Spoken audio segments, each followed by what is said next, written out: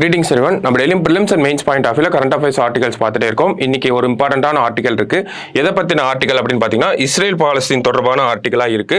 So இது என்ன ஒரு ஆங்கிள் பார்க்க போறோம் அப்படின்னா இஸ்ரேல் பாலஸ்தீன் போர் அப்படிங்கிறது தொடர்ச்சியா 1948 இஸ்ரேல் அப்படிங்கிற நாடு விடுதலை ஆன இண்டிபெண்டன்ட் ஆனதுக்கு அப்புறத்துல இருந்தே தொடர்ச்சியா ஒரு மோதல் அப்படிங்கிறது இருந்துட்டே தான் இருக்கு. இதுக்கு நிரந்தர தீர்வா என்ன இருக்கும் அப்படிங்கறத இந்த ஆர்டிகல் அனலைஸ் பண்ணிருப்பாங்க. இது நமக்கு எக்ஸாம் பாயிண்ட் ஆஃப் வியூல இம்பார்ட்டன்டா தான் இருக்கு.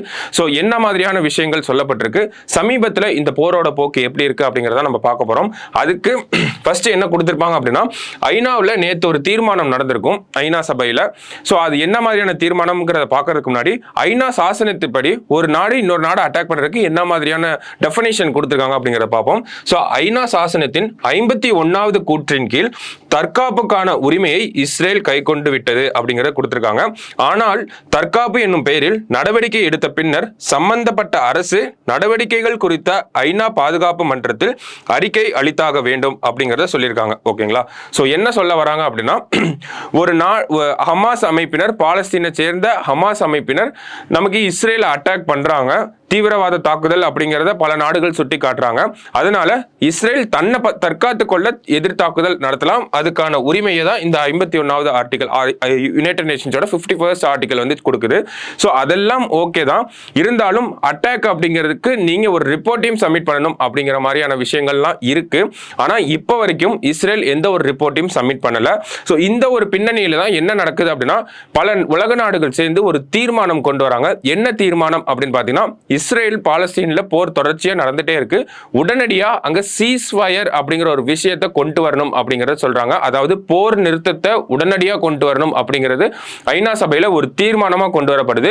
அதுல 153 நாடுகள் அந்த தீர்மானத்துக்கு ஆதரவா வாக்களிச்சிருக்காங்க, குறிப்பா இந்தியாவும் உட்பட. ஓகேங்களா? ஏன்னா இந்தியா இதுக்கு முன்னாடி ஒரு தீர்மானம் இதே மாதிரி வந்திருக்கும், சீஸ்ஃபயர் கொண்டு வாங்க அப்படின்னு சொல்லி ஐநா சபையில ஒரு தீர்மானம் வந்திருக்கும். அந்த தீர்மானத்தப்போ இந்தியா ஓட் பண்ணிருக்க மாட்டாங்க, ஓட்ல இருந்து அப்ஸ்டெயின் பண்ணிருப்பாங்க. அதாவது ஓட் பண்ணாம அமைதியா இருந்திருப்பாங்க. அப்ஸ்டெயின் அப்படின்னு நம்ம இங்கிலீஷ்ல சொல்றோம். ஏன் அப்ஸ்டெயின் பண்ணிட்டாங்க அப்படின்னா அந்த தீர்மானத்துல தீவிரவாதம் குறித்த எந்த ஒரு வார்த்தையும் இடம்பெறல அப்படிங்கிற ஒரு காரணத்துக்காக இந்தியா ஓட் பண்ணாம விட்டுருப்பாங்க. சோ அந்த ஒரு விஷயம் நடந்து அதுக்கப்புறம் ஒரு மாசத்துக்கு மேல ஆயிடுச்சு. இன்னமும் இஸ்ரேலோட தாக்குதல் அப்படிங்கிறது தொடர்ச்சியா நடந்துட்டே தான் இருக்கு. இடையில ஒரு 3 நாள் மட்டும்தான் இந்த போர் நிறுத்தம் அப்படிங்கிறது இருந்திருக்கும்.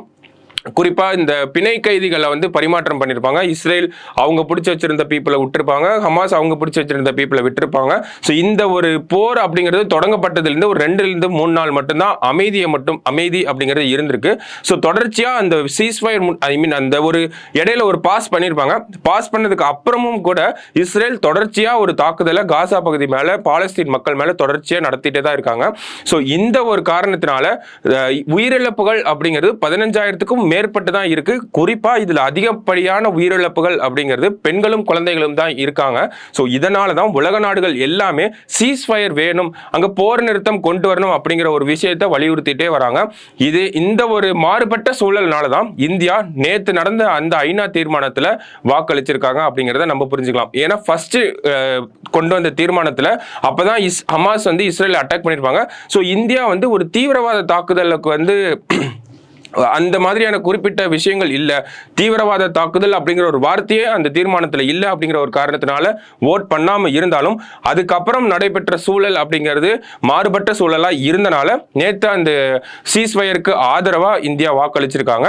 ஸோ இந்த ஒரு விஷயத்துல பார்த்தோம் அப்படின்னா 153 நாடுகள் அந்த போர் நிறுத்தத்தை கொண்டு வரணும் அப்படிங்கிற மாதிரியான விஷயங்கள்லாம் பண்ணியிருக்காங்க. ஸோ நமக்கு ஒரு கேள்வி வருது, ஓகே போர் நிறுத்தம் கொண்டு வந்துட்டாங்க அப்படின்னா இந்த இஸ்ரேல் பாலஸ்தீன் பிரச்சனைக்கு ஒரு முடிவு வந்துருமா, போரை நிறுத்திட்டா பிரச்சனை முடிஞ்சிருமா அப்படிங்கிற கேள்விகள்லாம் வர ஆரம்பிக்குது. ஸோ அதுக்கு சில தீர்வுகள்லாம் நமக்கு பட்டியலிட்டிருப்பாங்க இந்த ஒரு ஆர்டிகல்ல. என்ன மாதிரியான தீர்வுகளை பட்டியலிட்டிருக்காங்க அப்படிங்கிறத பார்ப்போம். அதுக்கு முன்னாடி இஸ்ரேல் பாலஸ்தீன் இந்த வெஸ்ட் பேங்க், காசா போன்ற பகுதிகள்லாம் எங்க இருக்கு அதை ஒரு ரஃபா ஒரு மேப் மாதிரி நம்ம பார்த்துருவோம். சரிங்களா? ஸோ எங்க இருக்காங்க அவங்கலாம் அப்படின்னு பார்த்தீங்கன்னா நமக்கு இஸ்ரேல் அப்படிங்கிற நாடு இப்படிதான் இருக்கும். இந்த இடத்துல எகிப்துன்னு நம்ம சொல்லுவோம், அவங்க இருப்பாங்க. இங்க ஜார்டன் இருக்காங்க, இங்க லெபனான் லெபனான் அப்படிங்கிற நாடு இருக்கு. ஸோ இதுதான் அந்த இஸ்ரேலை சுற்றி இருக்கக்கூடிய பவுண்டரிஸ் அப்படிங்கிறது. ஸோ நமக்கு காசா அப்படிங்கிற பகுதி இங்கே தான் இருக்காங்க, வெஸ்ட் பேங்க் அப்படிங்கிற பகுதி இங்கே இருக்கு. ஓகேங்களா? ஸோ இதை வந்து நம்ம காசா அப்படின்னு சொல்றோம், காசா ஸ்ட்ரிப், காசா முனை அப்படின்னு சொல்லி தமிழ்ல சொல்லலாம். ஸோ இந்த இடத்துல மேற்கு கரை அப்படின்னு சொல்லக்கூடிய வெஸ்ட் பேங்க் அப்படிங்கிறது இருக்கு. இந்த இடத்துல தான் ஜெருசலேம் போன்ற முக்கியமான புனித தலங்கள் அங்க அதெல்லாம் இங்கே தான் இருக்கு. இந்த ஜெருசலேம் பகுதி குறிப்பா பார்த்தோம் அப்படின்னா நம்ம ஆல்ரெடி டிஎன்ஏல பேசியிருப்போம் எதுக்காக இந்த ஒரு பிரச்சனையே இருக்கு அப்படின்னு சொல்லிட்டு. இந்த ஜெருசலேம் பகுதி அப்படிங்கிறது 3 மதங்களுக்குமே முக்கியமான ஒரு புனித தலமா இருக்கு. இஸ்லாம், கிறிஸ்டியானிட்டி அண்ட் ஜூஸ், இவங்க எல்லாருக்குமே வந்து இது ஒரு முக்கியமான தலமா இருக்கு. ஸோ பிரச்சனைகள் பெருசா இருக்கு, அதை பத்தி நம்ம முன்னாடி டிஸ்கஸ் பண்ணியாச்சு. இப்ப தீர்வுகளுக்கான நேரமா இருக்கு. என்ன மாதிரியான தீர்வுகளை நம்ம பார்க்க போறோம் அப்படிங்கறத இங்க கொடுத்திருக்கோம். என்ன மாதிரியான தீர்வுகள் அப்படின்னு பார்த்தோம்னா, காசாவை மறுகட்டமைக்கும் பணிகளுக்காக நிதி வழங்குமாறு பணக்கார அரபு நாடுகள் என ஊடகங்களால் குறிப்பிடப்படும் நாடுகளுக்கு வேண்டுகோள் விடுக்கப்படும் அப்படின்னு சொல்றாங்க. ஸோ ஒரு போர் நிறுத்தம் அப்படிங்கிறது வந்துருச்சு. இஸ்ரேலும் அட்டாக் பண்றதை நிப்பாட்டிட்டாங்க, ஹமாஸ் அமைப்பினரும் பாலஸ்தீன் சார்பாக தான் இந்த ஹமாஸ் அமைப்பினர் அட்டாக் பண்ணிட்டு இருக்காங்க. பாலஸ்தீன் அப்படிங்கிறது ஒரு முஸ்லீம் கண்ட்ரியா இருக்கு.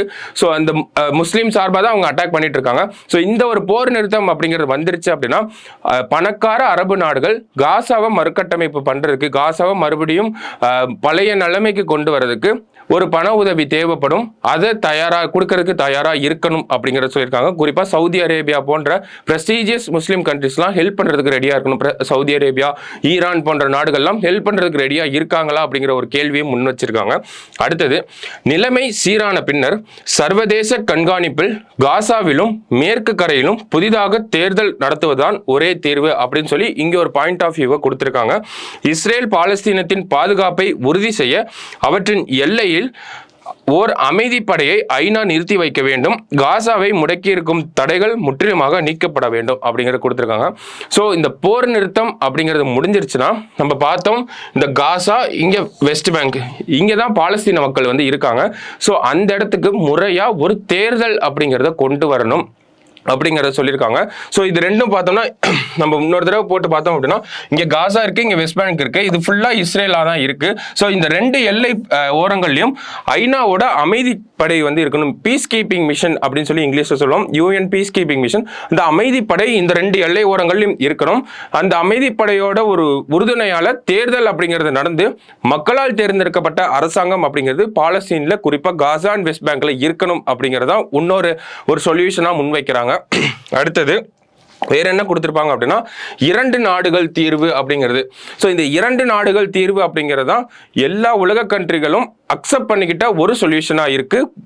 பழங்காலத்திலிருந்து 1950கள் 60கள் இருந்தே இந்த 2 ஸ்டேட் சொல்யூஷன் அப்படிங்கிறதா ஒரு கான்கிரீட்டான சொல்யூஷனா இருக்கும் அப்படிங்கிறதா எல்லா உலக நாடுகளும் சொல்றாங்க.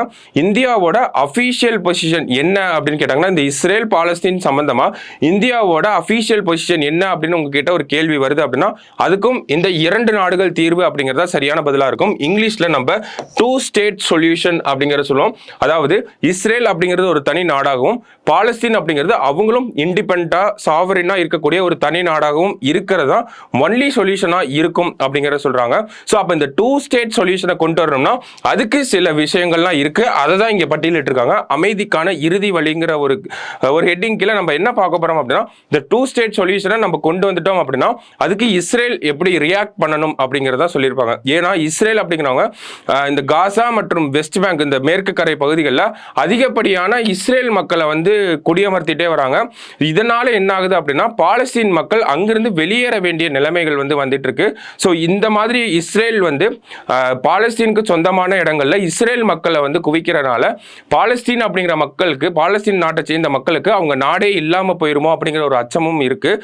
இஸ்ரேல் இதை எதுக்கு பண்றாங்க அப்படின்னா, இந்த காசா அண்ட் வெஸ்ட் பேங்க் ரெண்டையுமே இஸ்ரேலோட இணைக்கணும் அப்படிங்கிற ஒரு காரணத்துக்காக பண்றாங்க அப்படின்னு ஒரு சில தரப்புகள் வந்து சொன்னாலும், நமக்கு இந்த பிரச்சனைக்கு சரியான தீர்வா இருக்கக்கூடியது இந்த 2 ஸ்டேட் சொல்யூஷன் தான். அப்ப என்ன பண்ணணும் அப்படின்னா, முதல்ல போர் நிறுத்தம் அப்படிங்கிற ஒரு விஷயத்தை கொண்டு வரணும். போர் நிறுத்தம் வந்ததுக்கு அப்புறமா ஐநாவோட அந்த அமைதி காக்கும் படை வந்து இஸ்ரேல் மக்களையும் காசா மக்களையும் சரி, வெஸ்ட் பேங்க்ல இருக்கக்கூடிய மக்களையும் சரி, அவங்களுக்கு தேவையான முதலுதவிகளை ஃபர்ஸ்ட் பண்ணணும். அங்க இன்ஃப்ராஸ்ட்ரக்சரை டெவலப் பண்ணணும். அப்படின்னா நம்ம சொன்ன மாதிரி இந்த பணக்கார அரபு நாடுகள் அதுக்கான உதவிகளை வந்து தரணும்.